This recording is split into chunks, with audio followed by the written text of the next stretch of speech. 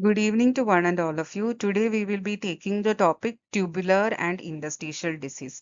It is a very simple and easy topic if you try to understand and study. Okay, so just listen carefully. You can hear it in breaks also if you want, but when you are sitting with the PPT or studying, just give your full concentration and focus into it. So, as you know, nephron has parts like glomerulus that filter the blood, then there is PCT, loop of Henle, DCT, and collecting blood. Why there is a long tubule for us is because the function of different parts are very different. Like PCT is mainly for sodium, bicarbonate, calcium, and other minor elements or ions, and loop of Henle is mainly thin descending limb is permeable to water. Ascending limb is permeable to ions only. DCT and collecting duct is mainly for hormonal alteration of fluid balance, especially the water reabsorption. Okay, so these are separately divided into tubules and loop of Henle so that the function can be or the water electrolyte balance can be controlled by the body by acting on different parts. So today we will be discussing about the tubular part. As I have already said, even if you are in sleep, you should remember that there is four major components of kidney, that is glomerulus, tubules, interstitium, and blood vessels. So glomerulus, why it is divided into major components are because the uh, etiology of the four components are different. Glomerulus, as I said, is by immune mediated mechanism. The pathologies are antigen antibody reaction. Tubules and interstitium T and I are affected by toxins and infections. Okay, so tubules and interstitium are affected by toxins and infections, and blood vessels, usually vascular pathology like hypertension, DIC, etc. It's not hard and fast rule ki there will be only immune mediated destruction only to glomerulus. Maybe sometimes tubules and interstitium can also. Even toxins can sometimes affect glomerulus also. Okay. So most common pathology is the one which I have already said. So today we'll be discussing about tubules and interstitium, which is affected by toxins and infection. Infection we'll be covering in another chapter, that is another topic of presentation, that is pyelonephritis. Today we'll be discussing mainly about the toxin related. So today's topics of discussion are acute tubular necrosis or injury, tubulointerstitial nephritis, and drug-induced tubulointerstitial nephritis. So firstly, we will go into acute tubular necrosis. Okay, so as the name suggests, it is very simple. That is acute. It is rapid onset or sudden onset, as you know, and tubular injury or necrosis. So there is necrosis of the tubular epithelial cells. Previous terminology, it was ATN, that is acute tubular necrosis. Now also some people use it, but recently it is acute tubular injury because some cases the pathology is not evidently causing necrosis. It can just stop in injury also. So we prefer the term acute tubular injury. Okay, but both are the same. Anyway, so definition is it is a clinico-pathological entity, okay, in which clinically it is characterized by acute renal failure and morphologically or pathologically there is necrosis of the tubular epithelial lining cells. Tubules are lined by epithelial cells, the necrosis of those cells. So there is clinico-pathological entity that is characterized clinically by acute renal failure and pathologically by necrosis of the tubular epithelial cells. It's very easy definition, right? And then etiology, there are two things. Okay, everywhere there are usually two things. So I said acute renal failure and tubular necrosis. Now etiology, there are two things. That is, first of all, I said toxins are affecting. So nephrotoxic ATI, that is nephrotoxic etiology. Another is ischemic etiology. You need food to survive. So if you are not getting food, you cannot function properly. The same way when tubules are not getting food and food comes through blood or nutrition to every part of our body or organs. So when there is ischemia or decreased blood supply, tubules won't be functioning or tubular injury happens.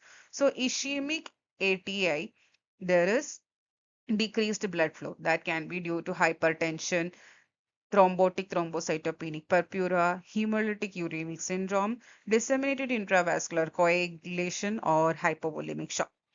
Nextly, as I said, toxins. Toxins are very common, especially renal toxicity can be caused by drugs. Okay, drugs, especially you should remember NSAIDs like Meftal, diclofenac, aceclofenac, paracetamol, etc., that are commonly abused very commonly. You should remember that when you are prescribing nephrotoxic drugs, and other category are aminoglycosides like gentamicin, amikacin, etc.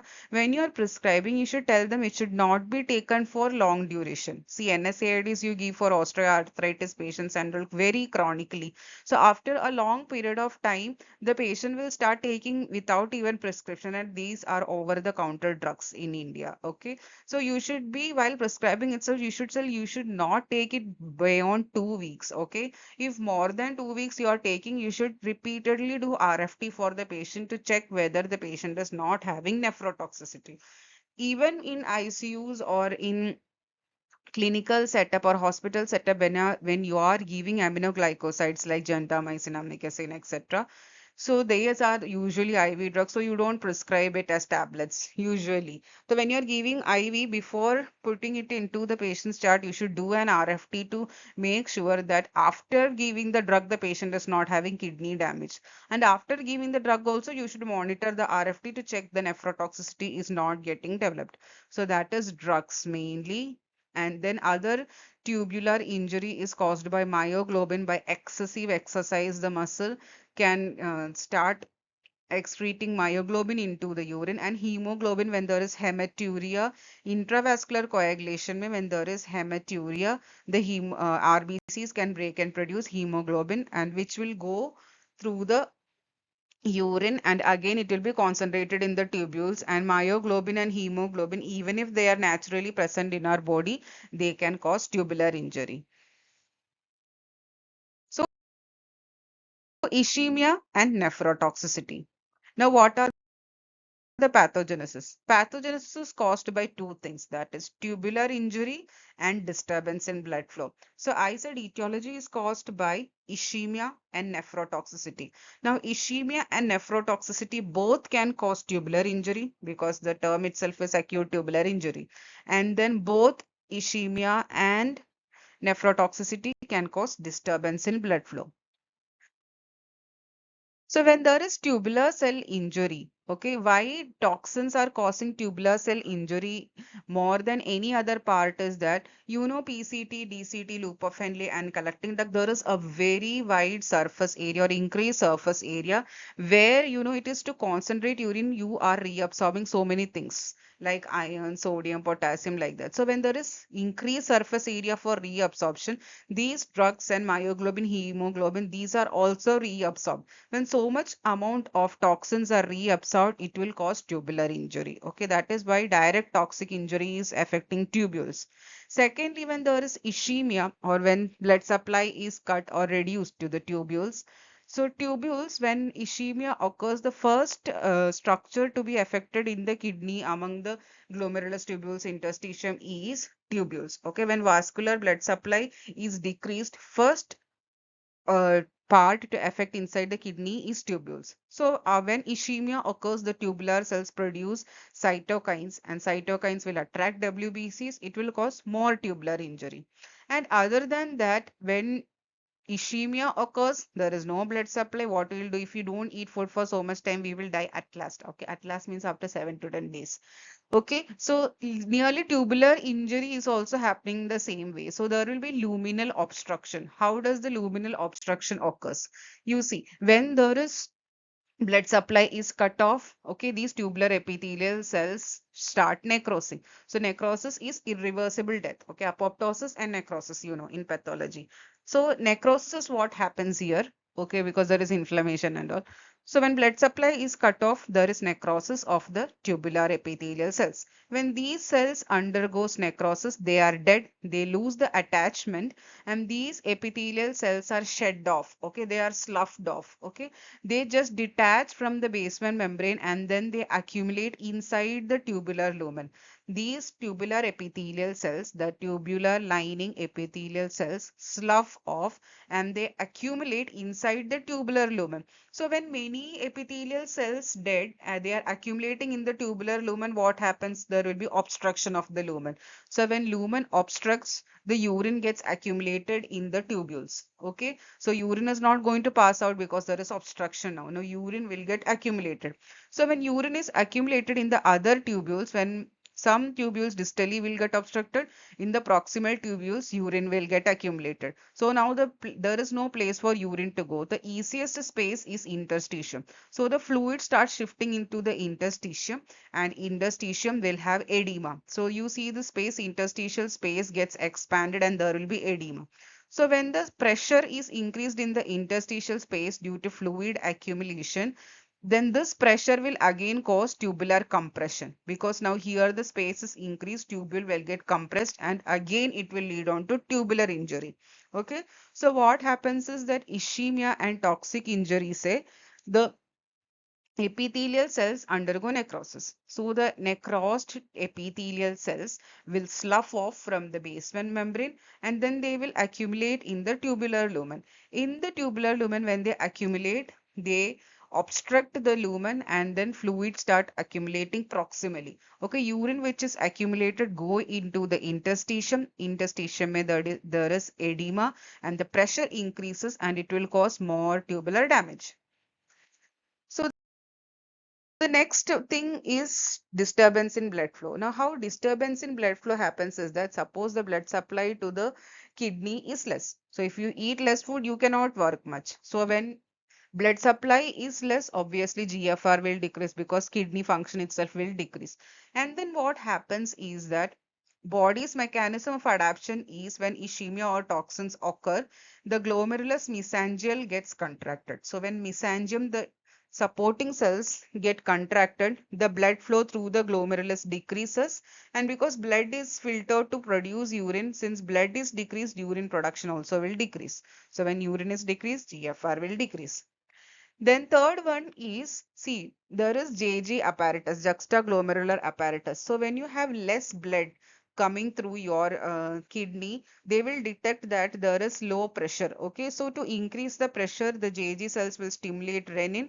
Renin will stimulate angiotensin and then it will stimulate aldosterone, and the mechanism occurs and then there will be vasoconstriction to increase the pressure so that the blood pressure is maintained. So this vasoconstriction will again decrease the blood flow. Okay, already the blood flow is decreased, but because of that decreased blood pressure, the renin angiotensin mechanism will cause vasoconstriction and it will again decrease the blood flow. Okay, so it is a cycle which is occurring, which will again cause more tubular injury. Okay, because blood flow is again decreasing and decreasing because of the vasoconstriction. So here now the adaptive mechanism of renin angiotensin mechanism is becoming a killer to the kidney, which should actually be a blessing. So ultimately what I said is there is toxins and ischemia. Okay, that are the etiologies. And then what happens is that it will cause tubular injury and then it will cause disturbance in blood flow. So toxic injury causes tubular injury. Toxins, that is drugs, will affect the tubules and it will cause injury. So when it is injured or ischemia occurs, the necrosed tubular epithelial cells slough off, they accumulate in the tubular lumen and cause obstruction. So when there is obstruction, there is decreased GFR. So when decreased GFR, that means urine output is also decreased because obstruction is there, urine is not going to come back. Okay, and then the urine will go backflow. And because of the ischemia, there is renin angiotensin mechanism that is acting and it will cause vasoconstriction. Again, blood supply will decrease and then again tubular injury. Because of decreased blood supply, again decrease in GFR. So now morphologically what you will see in acute tubular necrosis. If you take a cut section of the kidney, as I said, there is necrosis of the epithelial cells. So these are the tubules where you can see these pink things are the necrosed epithelial cells that are accumulated inside the lumen. Okay. So because they are accumulated inside the lumen, there is occlusion of the lumen. Okay. And because of this obstruction, there is hyaline and granular casts. Okay, so you should know one more thing here is TAM host wall protein. What is TAM host wall protein? That is the most common protein that is produced in the cytoplasm of the DCT, ascending limb of loop of Henle, collecting duct, etc. So what happens is that these protein are present in the cytoplasm. When necrosis occurs, as you know, the cell membrane is disrupted. When cell membrane is disrupted, these cytoplasmic proteins come outside into the lumen, and these proteins accumulate and form this thing. Okay, the obstruction. So the pink color that you see is epithelial cells as well as the TAM host wall protein. Now casts will be formed in the urine. So what is casts? Casts are the cell which is whatever thing accumulates inside the tubules. Okay, it takes the shape of the tubule. Tubule is pipe-like. So obviously whatever thing accumulates and forms a solid inside the tubules will form a cylinder shape. So that is why casts are forming cylinder shape. So in acute tubular injury, because of the stem host wall protein and epithelial cells, you will get hyaline cast and granular cast. In nephritic syndrome, I said because of hematuria, RBCs will accumulate and form RBC cast. In nephrotic syndrome, there is lipiduria. So the fat that is excreting will form fatty casts. So casts are according to the pathology. When you analysis the urine, you will understand. So in acute tubular injury, what are the clinical stages? There is initiation phase, maintenance phase, and recovery phase. In initiation phase, what occurs is that because of obstruction, the urine flow is decreased. Now in maintenance phase also, because of the obstruction, urine flow is again and again decreased. Now the function of the tubules was supposedly to be potassium and H plus excretion. Okay, especially in the DCT and all. But this is not occurring because tubules are injured. So potassium is not excreted. The potassium accumulates in the urine and in the body, and it will go to the blood and it will cause hyperkalemia. H plus is not excreted, so it is increased in the body, causing metabolic acidosis. And I said obviously this is acute renal failure clinically. So renal failure may you will get uremia. Okay, so there is hyperkalemia and metabolic acidosis. In recovery phase, what happens is that all the necrosed epithelial cells is now shed off. Okay, now the tubule has started to generate new epithelial cells. So there is a stage when there is no epithelial cells, everything is shut off, it is just starting to occur. So no concentration function. Whatever comes through the kidney just goes out of the kidney. So whatever water is there, they will go out. Okay. So there is concentration of the urine is not happening, which is the function of tubule. So dilute urine is sent out. So there will be increased urine. Okay. So polyuria occurs. And then sodium, potassium, and all, which has to be which whatever comes inside is just lost. Potassium, sodium, everything is lost. So what happens is there is salt wasting because sodium is gone, potassium is also gone fully, the patient has hypokalemia. Okay, and then later on tubular function is restored. So this is what happens in tubular pathology, in acute tubular injury. Okay, prognosis is that it depends on how much magnitude and duration this injury has occurred. Like if it is due to some drugs, and if you stop the drugs from giving to the patient like gentamicin, amikacin, or NSAIDs or whatever it is, if you stop the drug, maybe the kidney will recover. But if it is due to really extensive shock related to sepsis, extensive burns, multi-organ failure, and mortality rate is more than 50% if it is due to these causes.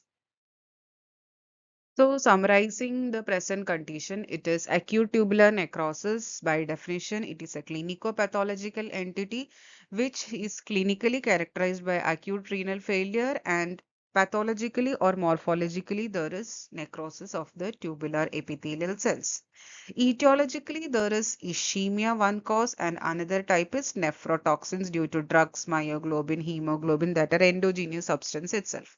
Exogenous substance may there is drugs and heavy metals, etc. Pathogenesis, there are two things again. So there is tubular injury and disturbance in blood flow. Morphologically, there is tubular necrosis and then urinary cast, and those urinary casts are hyaline cast and granular cast.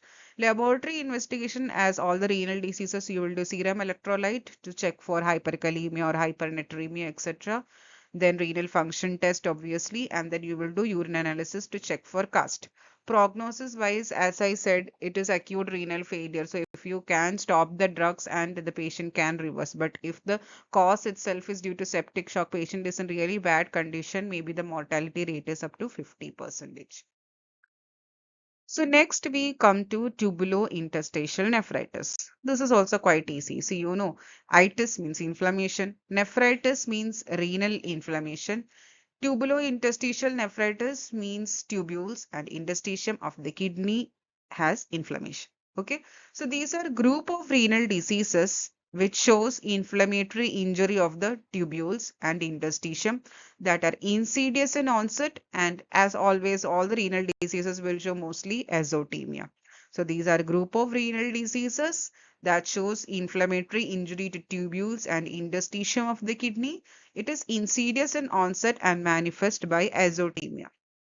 And these are divided into two types, that is acute tubulointerstitial nephritis and chronic tubulointerstitial nephritis. Acute, it is rapid and clinical onset, and chronic, it is slow progressive, as always. And then what happens in acute me, you will histologically get acute inflammatory cells that are eosinophils and neutrophils. In chronic nephritis, you will get chronic inflammatory infiltrate, that is lymphocytes, which can be also called mononuclear infiltrate, okay, which can include even macrophages also. And then there should be some component of interstitium and tubules. Inflammation, so there is interstitial edema. Edema is a symptom of inflammation itself, right? And then there is tubular injury. Okay, because of inflammation, there is injury to the tubules. So when tubular injury occurs again and again and again, chronically, the tubular injury will get converted into tubular atrophy. And interstitial also, after so much pathology, chronically it will go fibrosis, undergo fibrosis. Okay. So what happens in acute, it is rapid onset, chronic, it is slow and progressive onset. Okay.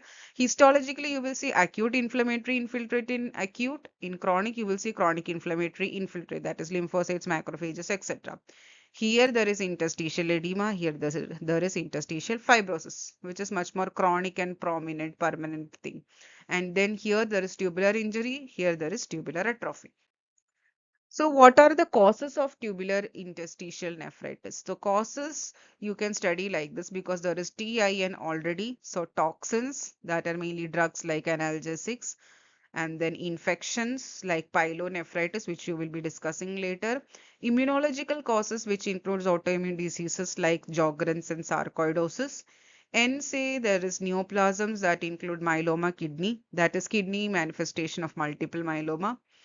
Then there is metabolic diseases, that is urate nephropathy, which includes gout and diabetic nephropathy.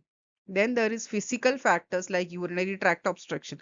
As I said before, when there is obstruction anywhere like distal to the collecting duct area in ureter or bladder, so wherever obstruction is there, this urine will go backflow. So they will backflow into renal pelvis.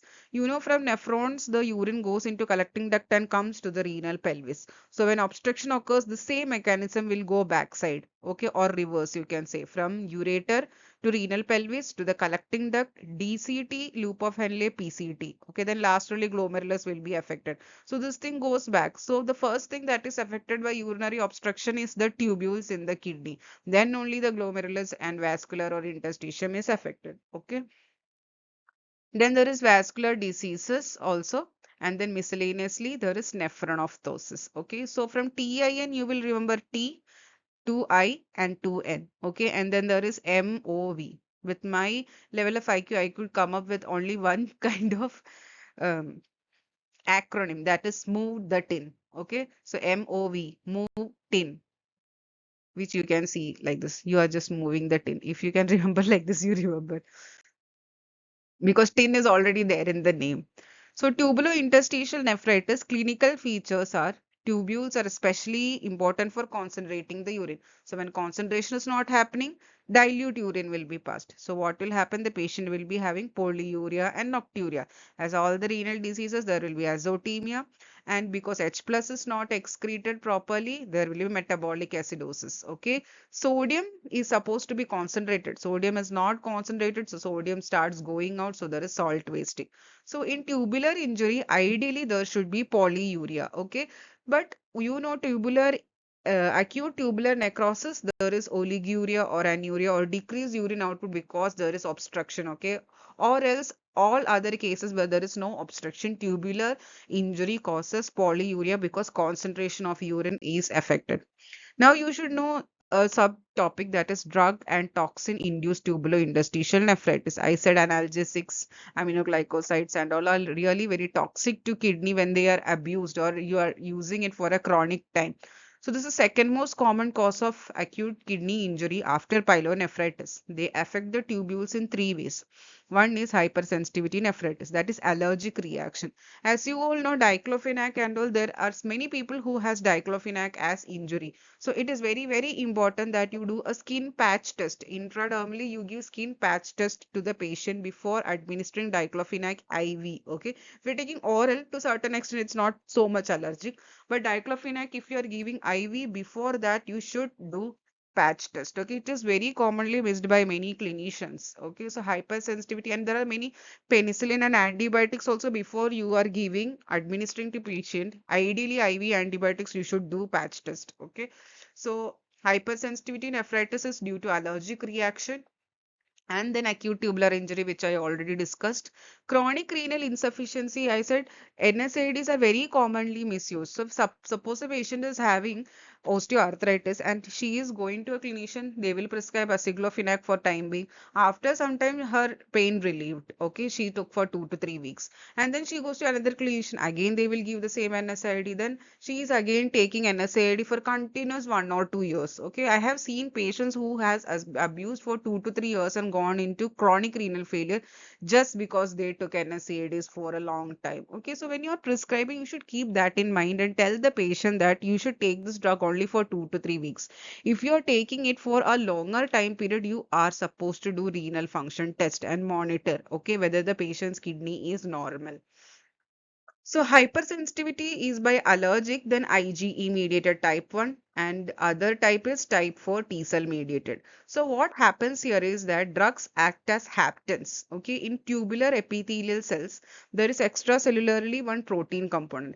To that tubular epithelial cell protein component on the plasma membrane, this drug comes and gets attached, and they together form the modified antigen against which the body gives an immunological reaction or produces antibody, and then the tubulointerstitial injury occurs. Okay, so drug act as haptens, not full antigen, but they are haptens. And then histologically, if you see, there is inflammation only. So if it is acute, you will see eosinophils and neutrophils. Okay, and these are the tubules that are already injured. So you cannot see anything. There is no obstruction, so you cannot see any obstruction or TANS, Oswald protein and all. And then how to differentiate glomerular diseases from tubular diseases. Okay, I said nephritic and nephrotic syndrome. These are the syndromes that affect mainly glomerulus. Nephrotic affects O podocytes. Okay, and the nephritic I. There is inflammation to the immunological mechanism, inflammation to the glomerular basement membrane that will affect the filtration barrier, and then it will cause blood in the urine. So nephritic and nephrotic syndrome, indirectly it is affecting only the glomerulus. Okay, so the absence of these, you should think about tubular disease. And other thing is that tubular disease is for concentrating urine, tubules are. So the patient will be having polyuria and nocturia, but in ATN you should remember there is oliguria because there is obstruction. Glomerular disease, you will get proteinuria, hematuria, etc. So what are the questions that come for exam? Are mainly describe the etiology, pathogenesis, pathology, laboratory, diagnosis, urinary findings, and progression of ATN. Progression of acute tubular necrosis or many renal diseases, usually ultimately acute renal failure. Okay. And then patient will ultimately have to take dialysis or renal transplant. Then you will have enumerate and classify diseases affecting tubular and interstitium. So the answers are acute tubular necrosis definition. I said it is a clinical pathological entity which is clinically characterized by acute renal failure, and pathologically there is necrosis of the tubular epithelial cells. Etiology, there is ischemia and then nephrotoxicity. Pathogenesis, there are two things, that is tubular injury and disturbance in blood flow. Morphology, there is necrosis of tubular epithelial cells in the histological slide you see, and then urine analysis, you will have urinary casts. Those casts are hyalinized cast and granular casts. Laboratory investigations, you will order serum electrolytes, renal function test, and urine analysis. Prognosis is according to the etiological cause. Tubular interstitial nephritis, as I said, the etiology are metabolic diseases moved in. I said so. Metabolic disease, that is urate nephropathy and diabetic nephropathy. Then obstruction, that is physical factor, that is urinary tract obstruction, vascular disease, then toxins, then there is infection like pyelonephritis, immunological causes, neoplasms, and then there is nephronophthisis. So we come to the end of this topic. So kindly do like, share, and subscribe my channel and comment for the topics which you want me to teach or any doubts you have. Thank you.